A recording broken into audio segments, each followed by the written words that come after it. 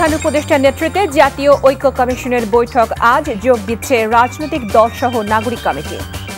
এ মাসেই হচ্ছে শিক্ষার্থীদের নতুন রাজনৈতিক দল, ছাত্র উপদেষ্টারা পদত্যাগ করবেন, এনটিভিকে নাহিদ।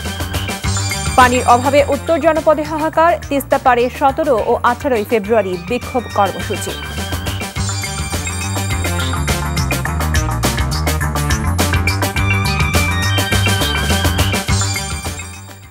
আসসালামু আলাইকুম।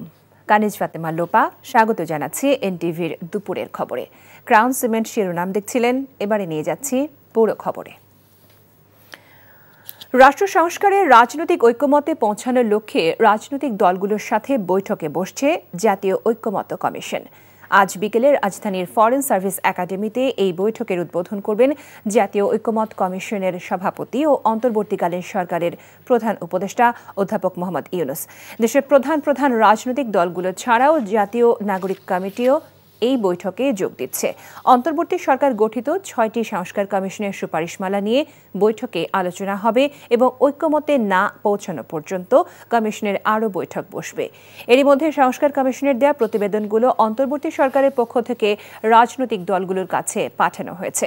প্রধান উপদেষ্টা ডক্টর মোহাম্মদ ইউনূসকে সভাপতি ও সংবিধান সংস্কার কমিশনের প্রধান অধ্যাপক আলী রিয়াজকে সহসভাপতি করে গত 12 ফেব্রুয়ারি জাতীয় ঐক্যমত্য কমিশন গঠনের প্রজ্ঞাপন জারি করে মন্ত্রিপরিষদ বিভাগ। রাজধানী ফরেন সার্ভিস একাডেমিতে আছেন আমাদের স্টাফ করেসপন্ডেন্ট নূর হোসেন। আমরা সরাসরি তার সাথে যোগ দিচ্ছি। নূর, বৈঠক কখন শুরু হবে এবং দলীয় নেতারা কি আসতে শুরু করেছেন কিনা, আপনার হাতে কি তথ্য আছে?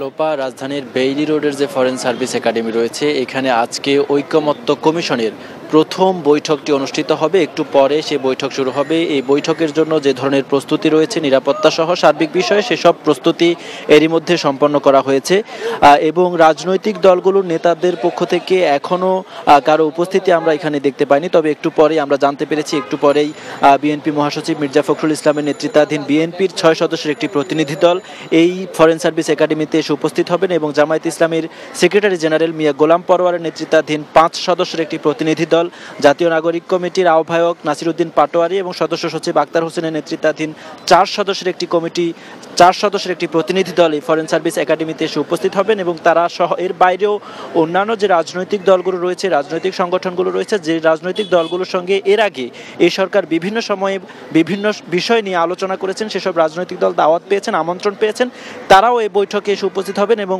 আজকে যে বৈঠকটি হবে, এটি মূলত প্রাথমিকভাবে যে 6টি সংস্কার কমিশন করা হয়েছিল, বিচার ব্যবস্থা সংস্কার কমিশন, নির্বাচন ব্যবস্থা সংস্কার কমিশন, সংবিধান সংস্কার কমিশন, পুলিশ সংস্কার কমিশন এবং জনপ্রশাসন সংস্কার কমিশন, এই 6টি সংস্কার কমিশন যেসব সুপারিশমালা উপস্থিত করেছে, তাদের যে প্রতিবেদনগুলো রয়েছে, সেই প্রতিবেদনের আলোকে তারা যে সুপারিশমালা দিয়েছেন, সেই সুপারিশগুলো কিভাবে বাস্তবায়ন করা হবে, এই সরকার কিভাবে বাস্তবায়ন করবে এবং পরবর্তীতে যে রাজনৈতিক সরকারগুলো আসবে নির্বাচনের পরে, সেই নির্বাচিত সরকার কিভাবে বাস্তবায়ন করবে, সেই কর্মপন্থাটা আসলে কি হবে, সেটি নিয়ে আজকে রাজনৈতিক দলগুলোর সঙ্গে প্রধান উপদেষ্টা অর্থাৎ এই ঐক্যমত্য কমিশনের যিনি প্রধান বা সভাপতি হিসেবে আছেন প্রধান উপদেষ্টা ডক্টর মোহাম্মদ ইউনূস এবং সহসভাপতি হিসেবে যিনি রয়েছেন আলী রিয়াজের সঙ্গে বিস্তারিত আলোচনা হবে এবং আলোচনার পরে তারা ঐক্যমত্যে পৌঁছাবেন। সুপারিশমালাগুলো কিভাবে বাস্তবায়ন করবেন, সেই সুপারিশমালাগুলো নিয়ে যেগুলো নিয়ে ঐক্যমত্য হবে, সেগুলো নিয়ে জুলাই চার্টার ঘোষণা করা হবে। সেই চার্টারের আলোকে আগামীর বাংলাদেশ পরিচালিত হবে।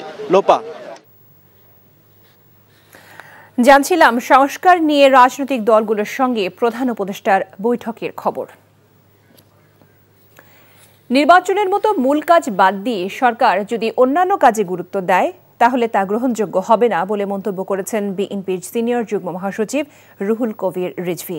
সকালে রাজধানীর আগারগাঁওয়ে দেশ ফাউন্ডেশন আয়োজিত রোড টু ইলেকশন শীর্ষক গোল টেবিল আলোচনায় এমন মন্তব্য করেন তিনি।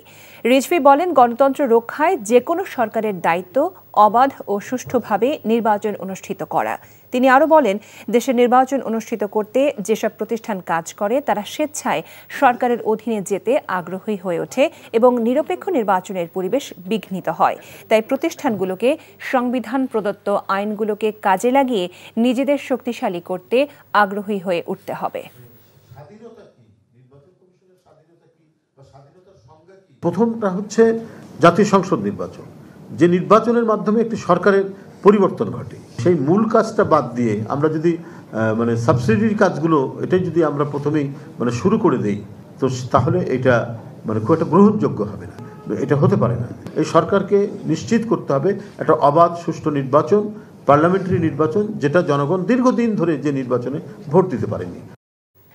তৃতীয় পর্বের বিশ্ব ইজতেমার দ্বিতীয় দিনে দেশি বিদেশি মুসল্লিদের সমাগমে মুখরিত তুরাক পাড়। ইসলামের সুমহান আদর্শ বিধিবিধান সারা বিশ্বের মানুষের কাছে ছড়িয়ে দিতে ও আল্লাহর সন্তুষ্টি লাভের আশায় জিকির আসকার ও ইলমে তাবলিগের মাধ্যমে অসংখ্য ধর্মপ্রাণ মুসল্লি তাদের দিনরাত অতিবাহিত করছেন। 16 ফেব্রুয়ারি বেলা 12টায় আখিরি মোনাজেতের মাধ্যমে তৃতীয় পর্বে ইজতেমার সমাপ্তি ঘটবে। নিয়ামুল আজিজ সাদিক জানাচ্ছেন বিস্তারিত। বাদ ফজর মোরসালিন নিজামুদ্দিনের বয়ানের মাধ্যমে তৃতীয় পর্বের দ্বিতীয় দিন শুরু হয়। সকালে আম বয়ানের পরে প্রতিটি তাঁবুতে আলেমরা তাবলিকি দাওয়াত, ইমান, নামাজ, জিকির আজকারের বিষয়ে বক্তব্য রাখেন। ঢাকা এবং দেশের বিভিন্ন প্রান্ত থেকে অসংখ্য ধর্মপ্রাণ মানুষ জমায়েত হয়েছেন ইজতেমার ময়দানে। হাজির হয়েছে একমাত্র আল্লাহ তাআলাকে রাজি খুশি করার জন্য। যেহেতু হুজুর সাল্লাল্লাহু আলাইহি ওয়াসাল্লাম বেদে হাজের ময়দানে আমাদেরকে একটা কঠিন জিম্মাদারি দিয়েছেন, এই জিম্মাদারি আদায় করার জন্য আমরা এখানে আসছি। আমরা এখানে আসছি প্রত্যেক আল্লাহর জন্য আসছি, যাতে আল্লাহ আমাদের রাজি খুশি হয়। পবিত্র কুরআন, রাসূল সাল্লাল্লাহু আলাইহি সাল্লামের সুন্নত এবং ইসলামের যে সুমহান আদর্শের বাণীগুলো সেগুলো ছড়িয়ে দিতেই এই ইজতেমার তৃতীয় পর্বে অসংখ্য মুসলমানরা এসেছেন বিভিন্ন প্রান্ত থেকে। আগামী দিনগুলোতে তারা নিজেদেরকে সেই আদর্শে উজ্জীবিত করবেন এবং অনুপ্রাণিত হবেন। তারই সঙ্গে যারা এখানে আসেননি তাদেরকেও সুমহান বাণীটি ছড়িয়ে দিবেন, এই আশা তাদের। বাদ জোহর আরবীয় অতিথিদের বয়ানের তর্জমা করেন এদেশীয় মুরব্বীরা। বাদ আসর বয়ান করবেন বাংলাদেশের কাকরাইল মসজিদের মাওলানা মনির বিন ইউসুফ। সবসময় আল্লাহর জিকির বন্দেগীতে মশগুল থাকতে হবে। তারপরে বছরে অন্তত 4 মাস অন্তত এই পথেই যেন থাকা যায়। আমাদের এখানে ইজতেমা আসার উদ্দেশ্য আল্লাহ তাআলা জানি সমস্ত মানুষকে হেদায়েত দান করে এবং আমরা জানি দ্বীনের পথে চলতে পারি। দেশের বিভিন্ন প্রান্ত থেকে আসা মুসলমানদের এক একটি উপদল বা খিত্তায় সকাল থেকে ইমান, আমল, জিকির এবং ইসলামের অনুসরণীয় আদর্শ নিয়ে বয়ান করেছেন মুরব্বী বা আলেমরা। আগত মুসল্লিরা নিজেদের খাওয়া দাওয়া এবং গোসল সহ সবকিছুরই ব্যবস্থা করছেন। 16 ফেব্রুয়ারি মাওলানা ইলিয়াস বিন সাদ এই ইজতেমায় মোনাজাত পরিচালনা করার কথা রয়েছে। Niamul Aziz Sadik, NTV news, Tongi, Gazipur. জাগো বাহে তিস্তা বাঁচাও আন্দোলন সমাবেশে 17 ও 18 ফেব্রুয়ারি নদীর চরে অবস্থান নেবেন লাখো মানুষ। নেওয়া হচ্ছে প্রস্তুতি। সমাপনী অনুষ্ঠানে বিএনপির ভারপ্রাপ্ত চেয়ারম্যান তারেক রহমানের ভার্চুয়ালি যুক্ত হওয়ার কথা রয়েছে। দীর্ঘ কয়েক দশক পর তিস্তা মহাপরিকল্পনা বাস্তবায়নের দাবির এই আয়োজন জনমনে সাড়া ফেলেছে। রংপুর থেকে একে মনির হকের রিপোর্ট, ছবি তুলেছেন আসাদুজ্জামান আরমান।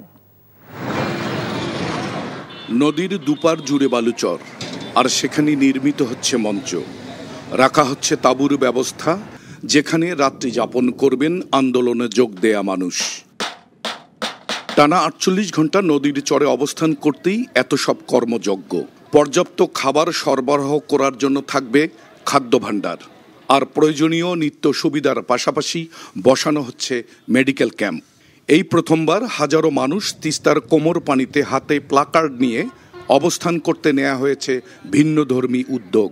যে উৎসাহ উদ্দীপনা দেখা দিয়েছে, তারা নিজেরা জানে এবং মালে এই তিস্তার পারে তারা অবস্থান করতে চায়, তিস্তার চরে তারা আন্দোলন করতে চায়।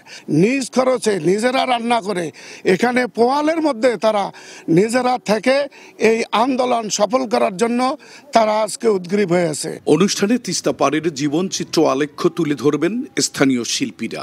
নদীও বান্ধাও চাই, আমাদের জিনিস জানাজগুলো যে ক্ষতি করল সেগুলোও আমরা চাই। যদি ধ্বংস হয়েও যদি আমার মনে করে তিস্তাটা যদি বাঁচে, আমি এইটাই চাই। প্রচুর ক্ষতি হয়ে গেছে, আমরা এখন অসহায় হয়ে গেছি। এই নদী আমাদের বহুত সম্পদ আছে, এই নদীতে এলাকাবাসী সবাই চাই যেন তিস্তা মহাপরিকল্পনা বাস্তবায়ন হোক এবং এলাকার সার্বিক উন্নয়ন হোক। তিস্তা নদী রক্ষা আন্দোলন কর্মসূচি সার্বজনীন, ব্যাপক মানুষের উপস্থিতি ঘটবে বলে জানালেন প্রধান সমন্বয়ক।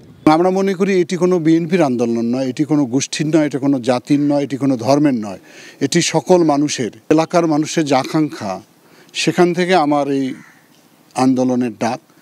এবং আমার মনে হয় যে এই 5টি জেলার লাখো মানুষ এই আমাদের আন্দোলনে শরিক হয়েছে। তিস্তা পাড়ের মানুষের আশা সব বাধা অতিক্রম করে তিস্তা মহাপরিকল্পনার দাবি আদায় করতে সক্ষম হবেন তারা। AKM Moinul Haque, NTV news, তিস্তার চর, রংপুর। নফল ইবাদত, জিকির আসকার আর কোরআন তেলাওয়াতের মধ্য দিয়ে পবিত্র শবে বরাত পালন করেছেন ধর্মপ্রাণ মুসলমানরা। আল্লাহর নৈকট্য লাভের আশায় মসজিদে এবং বাসা বাড়িতে ইবাদত বন্দুকির মধ্য দিয়ে রাত্রি অতিবাহিত করেছেন মুসলমানরা। বিস্তারিত দেখুন জুনায়েদ আল হাবিবের রিপোর্টে। শুক্রবার সন্ধ্যার পর থেকেই মুসল্লিদের ভিড় বাড়তে থাকে জাতীয় মসজিদ বাইতুল মোকাররমে। আলেমদের হেদায়েতি আলোচনা শোনার পাশাপাশি হাজারো মানুষের সাথে নামাজের জামায়াতে শামিল হতেই মূলত জাতীয় মসজিদমুখী হন সাধারণ মানুষ। নফল নামাজ, কোরআন তেলাওয়াত, জিকির আসগার সহ বিভিন্ন ইবাদত বন্দেগীর মধ্য দিয়ে মহান রবের কাছে নিজেদের গুনাহ মাপ চান মুসল্লিরা। ইহকালীন শান্তি আর পরকালীন মুক্তির প্রার্থনা ছিল সবার কণ্ঠে। নিজের জন্য দোয়া করছি এবং পরিবারের সকলের জন্য দোয়া করছি। আল্লাহ সবাইকে আল্লাহ সুস্থ রাখুক, ভালো রাখুক। সারা বিশ্বের মুসলমানদের যেন আল্লাহ পাকে ভালো রাখে।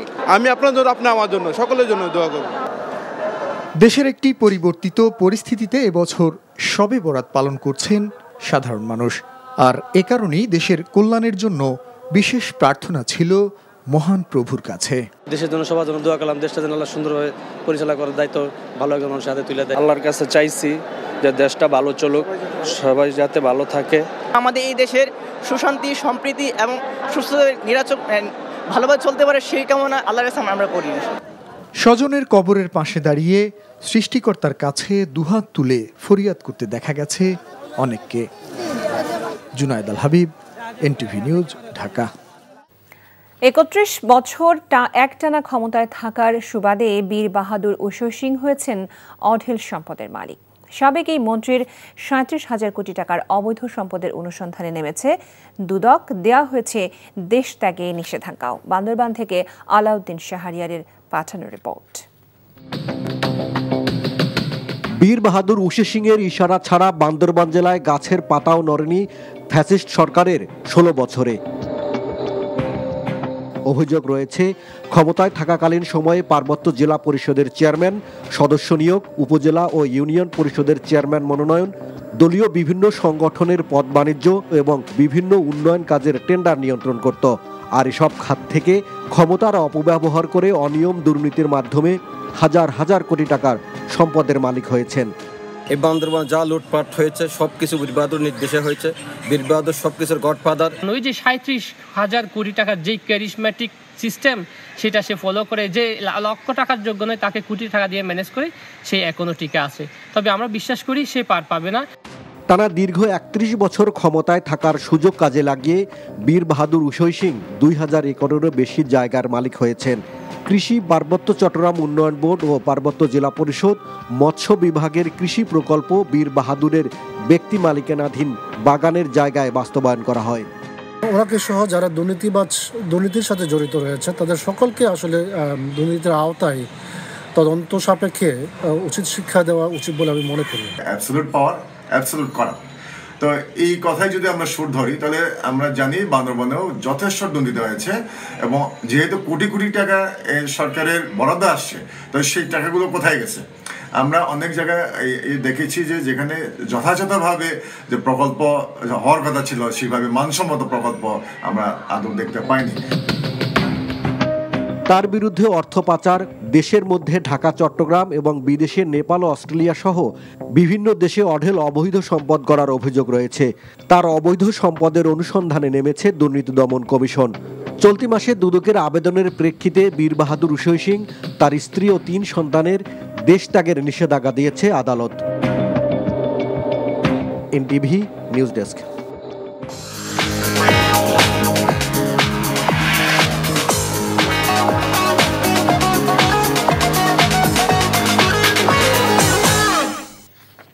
মার্কেন্টাইল ব্যাংক অর্থনীতির খবর। দেশের শেয়ার বাজারে গত সপ্তাহে মূল্যসূচকের ঊর্ধ্বগতি লক্ষ্য করা গেছে, যদিও লেনদেনের গতি ছিল কিছুটা শিথিল। 5 কার্যদিবসের মধ্যে 3 দিন মূল্যসূচক বেড়েছে, যার ফলে ঢাকা স্টক এক্সচেঞ্জ ডিএসই তালিকাভুক্ত বেশিরভাগ শেয়ার প্রতিষ্ঠানের শেয়ার ও ইউনিটের দাম বৃদ্ধি পেয়েছে। এর ফলে বাজার মূলধন এক সপ্তাহের ব্যবধানে প্রায় 16,000 কোটি টাকা বেড়েছে। তবে গড় দৈনিক লেনদেনের পরিমাণ সামান্য কমেছে। গত সপ্তাহে 183টি প্রতিষ্ঠানের শেয়ার ও ইউনিটের দাম বেড়েছে, বিপরীতে 166টির দাম কমেছে আর 49টির মূল্য অপরিবর্তিত ছিল। যদিও দাম বাড়া ও কমার সংখ্যা প্রায় সমান, তবুও বড় মূলধনের বেশিরভাগ প্রতিষ্ঠানের শেয়ারের দাম বৃদ্ধির ফলে বাজার মূলধন উল্লেখযোগ্য পরিমাণে বেড়ে গেছে। প্রধান উপদেষ্টার নেতৃত্বে জাতীয় ঐক্য কমিশনের বৈঠক আজ যোগ দিচ্ছে রাজনৈতিক দলসহ নাগরিক কমিটি। এই মাসেই হচ্ছে শিক্ষার্থীদের নতুন রাজনৈতিক দল। ছাত্র উপদেষ্টারা পদত্যাগ করবেন এনটিভিকে নাহিদ। পানির অভাবে উত্তর জনপদে হাহাকার। 17 ও 18 ফেব্রুয়ারি তিস্তা পারে বিক্ষোভ কর্মসূচি। এই ছিল দুপুরের খবরে। এই খবরের ভিডিও সহ আপডেট জানতে ভিজিট করুন এনটিভি অনলাইন www.ntvbd.com। এছাড়াও এনটিভির জনপ্রিয় সব অনুষ্ঠান ও খবরের আপডেট জানতে ভিজিট করুন আমাদের ইউটিউব ও ভেরিফাইড ফেসবুক পেজ। 5টায় দেশের খবর দেখার আমন্ত্রণ জানিয়ে বিদায় নিচ্ছি। সবাইকে ধন্যবাদ এতক্ষণ সাথে থাকার জন্য।